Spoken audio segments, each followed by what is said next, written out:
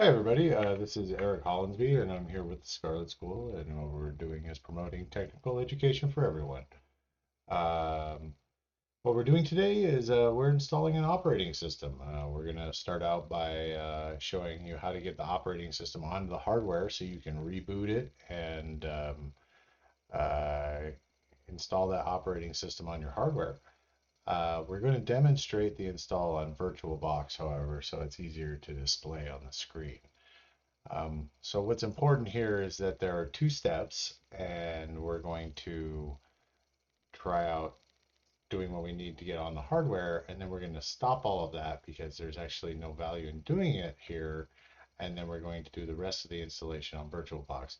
The idea being that you can take these steps and work towards installing the operating system on your hardware. First order of business we need to do is download the operating system.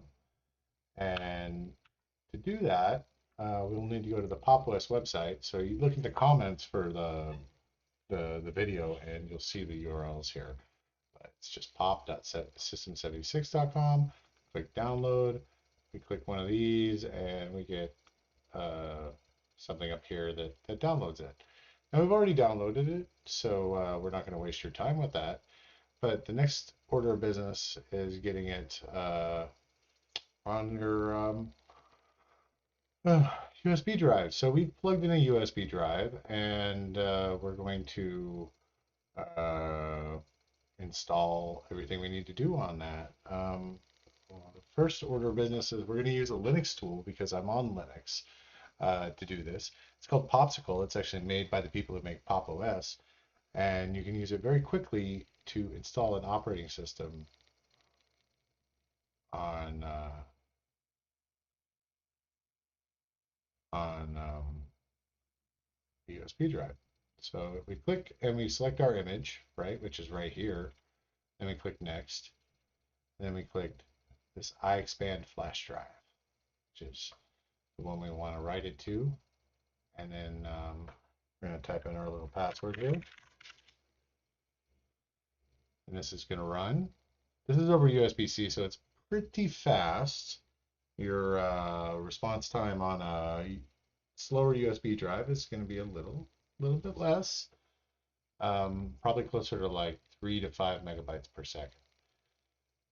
The good thing about this is that we can write this out pretty quickly and do that while we're on the stream. Now you'll notice that we already downloaded the image. The image is actually somewhere around 4 GB if I remember right. So not exactly something we could do over the stream very quickly, at least on my bandwidth. Now, it uh, should also be aware of a couple of other options.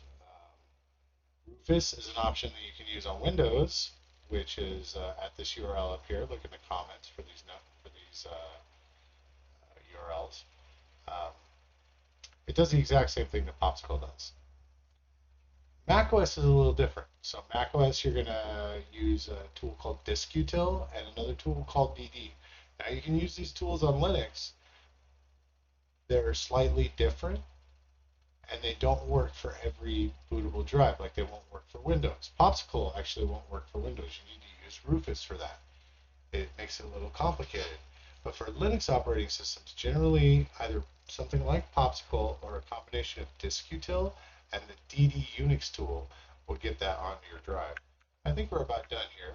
So let's go ahead and click done. And it disappears. Okay. Now, at this point, we've got the drive on the USB. So we could reboot the computer. We could go into the BIOS, tell it to boot to that USB drive, and then it will reboot the computer again, and it will boot to our USB drive instead of our normal drive, which will allow us to install the operating system. Because it makes it a lot more complex to film, we're going to do the rest over VirtualBox so you can see how this works. And I'm going to set it up from scratch. I actually haven't done it yet, so we'll see how this goes. Yeah, so now that we're in VirtualBox, which you can install pretty easily on any operating system, go to preferences, or sorry, we're going to go to create a new virtual machine. All right, and we're going to call it pop-lets ISO image. We're going to go to other, and then we're going to go into home, pop-lets. And you can actually see our USB drive is written out here already, and it's mounted by the operating systems. We can dig into that if we want. But here's our ISO image. We're going to tell it it's Linux. We're going to tell it it's Ubuntu. We're going to go to hardware, and what we're going to do is increase this to at least 8192, which is 8 gigabytes. We're going to give it 4 processors. And we're going to enable EFI too. The hard disk, we can't roll on 25 gigs, so we're going to roll on 50. Now, Pop-lets probably could fit into 25, but we're not actually going to have that much room left after we get it installed. So we want to have a little extra. We'll go to finish now, and then we'll go to start. Oh, it came up on my other screen, so let's get this fixed.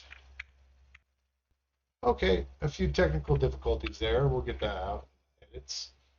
You can see here now that my screen is available. You can see that we can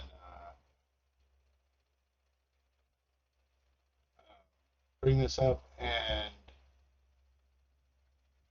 the screen is a little messed up, but we can see that there's a screen there. I don't know what this is doing over here, but all we got to do is hit enter on it. It's going to boot the operating system, right? It's going to detect our video. It's going to move on with its life. Let's see here. And while it's booting, I'm going to distract myself, and you can pay attention to that.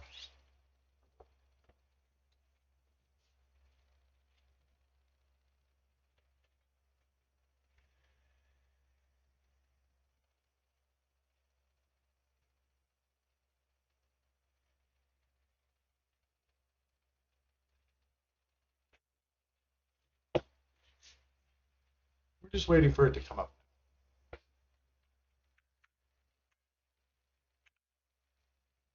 You can see that it's slowly booting, and now we're in it. Now this is called the live distribution, okay? And the important thing here is that nothing you do here is gonna amount to anything, okay? Our installer has popped up because that's what it wants us to do. We can play around with it, like we can open Firefox and we can do stuff with Firefox. It's gonna be a little slow because there isn't enough RAM, like I said. You've got to realize with a server, you're only loading bare minimum to start the server. Once you install the server software, that's something you're going to do yourself. It is going to use a lot more RAM. In this case, we have the whole graphical environment. The graphical environment is going to use a lot of RAM by itself. Just starting this browser is going to use a gigabyte of RAM. We need to account for that when we set up the virtual machine. Now I realize the screen is a little scaled out, and I'm trying to figure that out. Let's do this. I moved it again. All right, that's great. That's just wonderful.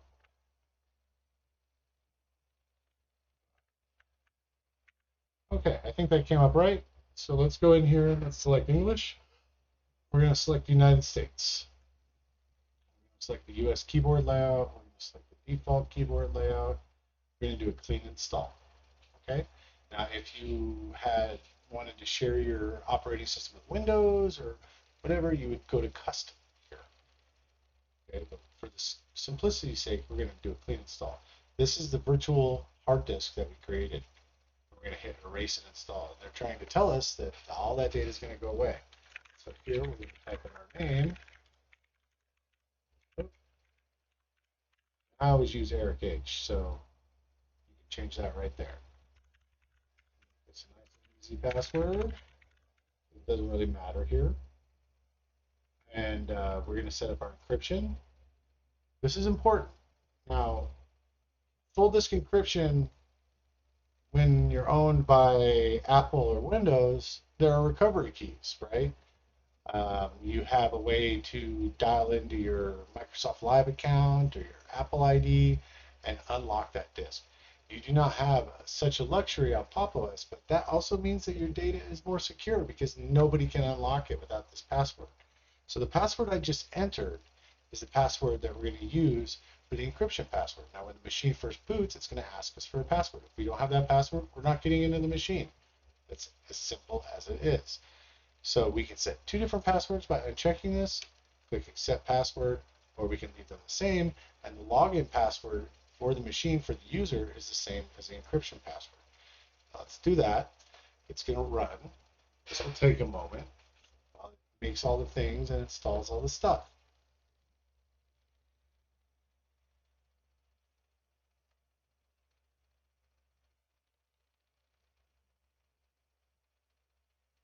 You can see here it's telling you every step of the way.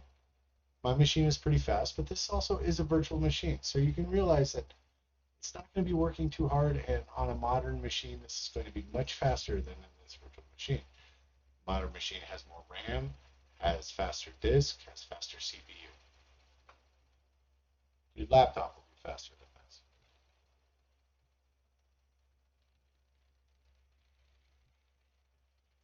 If you're looking for a distribution of Linux that runs on the Macintosh M series chips, I strongly recommend Fedora Asahi Remix, which is very similar to Pop! OS in scope, but also runs on the M series chips.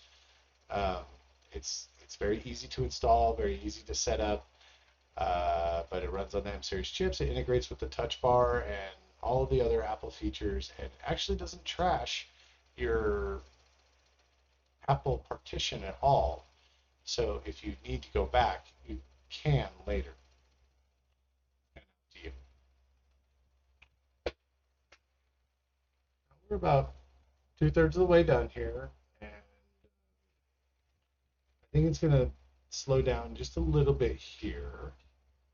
Just if you're wondering, this little button is going to show us the commands that show up.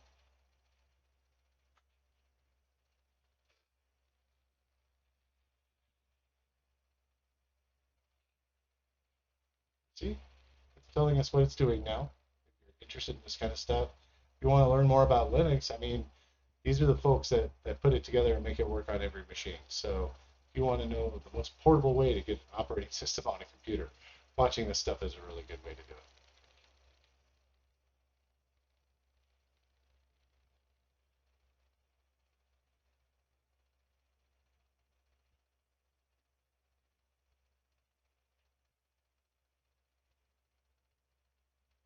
Like this right here, it's actually it's scanned your machine for all of its supported hardware, and then what it's doing is taking all of your drivers that you need and stuffing them into this special image that it loads at boot. This is called the init RAM FS. Complements the kernel, yeah, and we're done. So now we're going to restart the device. Okay, at this point, we should come back up with the operating system that we installed. And if we don't, I'll show you how to fix that.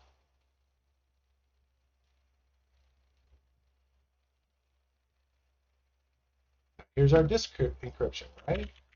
So this is where we're under our user password for the first time. And then it'll come up again. We'll do it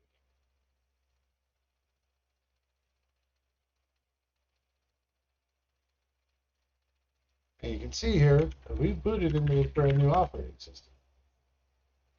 Boot into it just like we did before. Big difference now is that it's going to give us some options to actually customize our operating system, right? So we're going to say the dock extends to the edges and do all these business with the settings, right? And it's kind of showing us how things work and uh, the dark theme, privacy. We don't want location services on.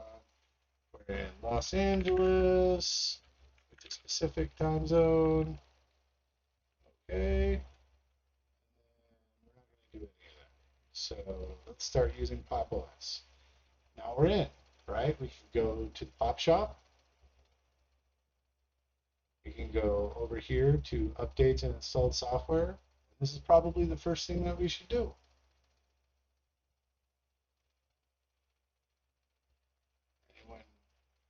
who works with computers will tell you that the first thing you should do after installing an operating system is install every single update available. You can see that it still says checking for updates. It's dodging my cursor here, but in a minute it will come up with results. It takes a minute the first time. It has to download all the databases. So now we can hit update all and start running.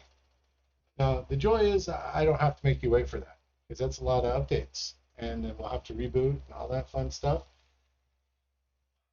Quick tour of Pop! OS. This little feature up here is my favorite feature in the world. It tiles the windows. If you've never used a tiling window manager before, it will change the way you work. It's worth trying at least once. It's not for everybody. Firefox is readily available. You've got ease of use features. There's this application switcher that's really nice. Right? You can type things into it. It's a lot like Spotlight. All right. Okay, and that's the show. Let's see here. Um, Thank you for attending. My name has been Eric Follinsby. This has been the Scarlet School, and we showed you how to install Pop! OS. Have a good day.